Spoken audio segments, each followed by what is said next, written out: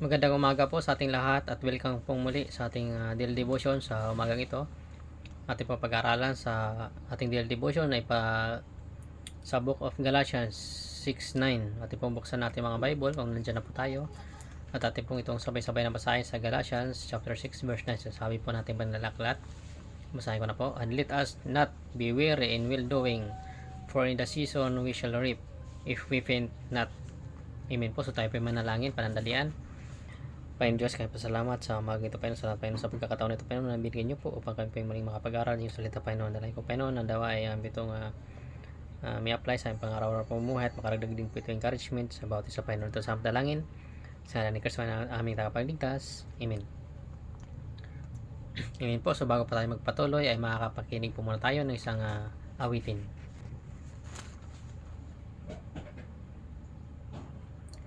Amen. Maraming salamat po sa awitin na yan. Hayaan nyo pong tayo na po baling bumalik sa ating pag-aaralan, sa ating daily devotion. Pampasahin ko po muna ang Galatians chapter 6 verse 9. Ang sabi po natin banalaklat, and let us not be weary in well doing, for in due season we shall reap if we faint not. Amen po. So ayan po sinabi natin Panginoon na ating pag-aaralan sa umagang ito ay patungkol po sa paggawa ng mabuti. Amen po. So sinabi nga po dito ng ating Panginoon na huwag mapagod sa paggawa ng mabuti. Amen po. Dahil nga po ang pagbibigay sa atin ng kalakasan ng ating Panginoon ay araw-araw po ang binibigay sa atin ng biyaya ng Panginoon. Pasalamatan po natin ating Panginoon dahil nga po sa kanyang provision sa atin sa pang-araw-araw. Amen po. So ang ating pong daily devotion na ito ay mayroon po itong dalawa tayong makakuhang aral sa ating verse na ito sa Galatians 6:9.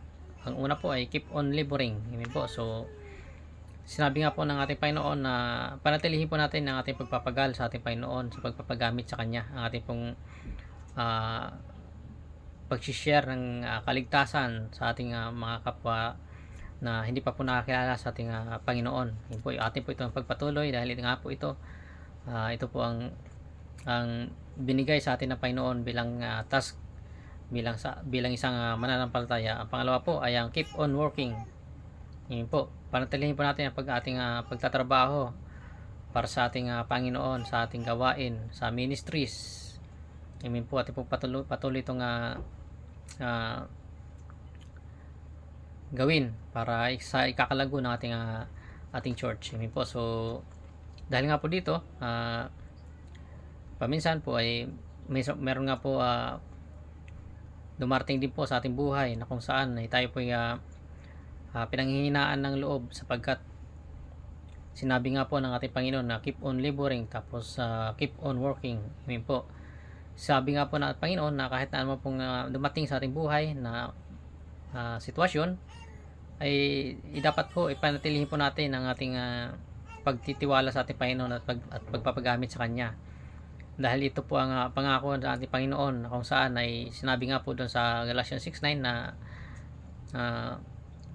let us not be weary in well doing, for in due seasons we shall reap. Ayan po. So ang ating pong mga pagpapagal at pagpapagamit sa ating Panginoon ay ating po itong aanihin sa tamang panahon. Kung tayo lamang po ay hindi mapapagod at wag po tayong susuko sapagkat tayo po ay magpatuloy hanggang tayo po ay nabubuhay pa. Yun po, dahil nga po ang ating pong buhay napakaiksi lamang po, no? Dahil kung ating po itong sasayangin ang ating pansamantalang pananatili sa mundo ay wala po itong magiging saysay kung ating po itong sasayangin. Sapagkat kung tayo po ngayon po ay malakas pa po tayo ay ating pong gawin ang ating pong karapat-dapat na ministry ang ating pong binigay sa atin ng Panginoon kung saan ay kanyang ibahagi ang salita ng ating Panginoon. Amen po. So napaka mahalaga po nito ang pag-share ng salita ng ating Panginoon dahil nga po ay ang pag-share ng salita ng ating Panginoon ay marami pong kaluluwa ang maliligtas dito. Marami pa pong makakilala sa ating Panginoon. Dahil nga po paminsan po ay dumarating din po sa ating buhay na kung saan tayo po ay sumusuko na dahil nga po hindi po tayo sumusuko dahil sa pagod, sumusuko po tayo dahil sa sitwasyon na nakikita po natin minsan na kung saan ay tayo po ay nagpapagal, nagpapatuloy sa Panginoon, ngunit wala po tayo nakikitang bunga. Doon po tayo napapagod dahil wala po tayo nakikitang bunga sa ating pagpapagal. Wag ho natin sana itong isipin, wag ho natin itong tignan sapagkat sinabi nga po natin Panginoon na kung tayo po ay hindi mapagod ay atin po itong makikita ang bunga sa tamang panahon. Amen po. So wag ho tayong mapagod, wag ho tayong panghinaan. Pagpatuloy lamang po natin ito dahil makikita din po natin ang bunga ng ating Panginoon kung tayo atin po itong pagpapatuloy lamang at hindi po tayo susuko. Amen po. Just like din po, for example sa ating Panginoon, ang Panginoon po ay isang naging mabuti no nandito pa siya sa ating lupa. Siya po naggagamot po siya sa may mga karamdaman at nagiging mabuti po siyang tao at marami po siyang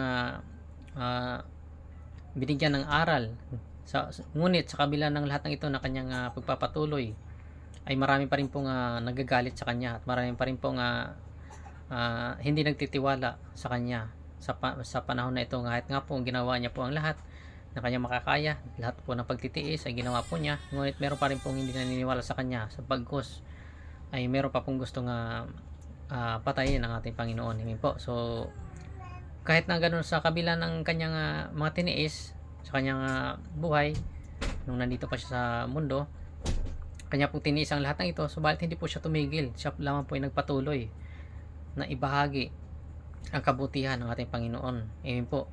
So nakikita naman po natin na kung saan ay sa kanyang pagpapagal, sa kanyang pagpapatuloy ay nagbunga po ito. Marami na po ang nakakilala at marami po ang naligtas sa pangalan ng ating Panginoon at marami pong nagpatuloy hanggang sa ngayon, nagpatuloy sa kanyang gawain. Amen po. At ganoon din po tayo, wag ho tayong panghihinaan ng loob. Atin po itong pagpatuloy ang kanyang mabuting balita. Atin po itong i-share sa mga tao na hindi pa nakakilala.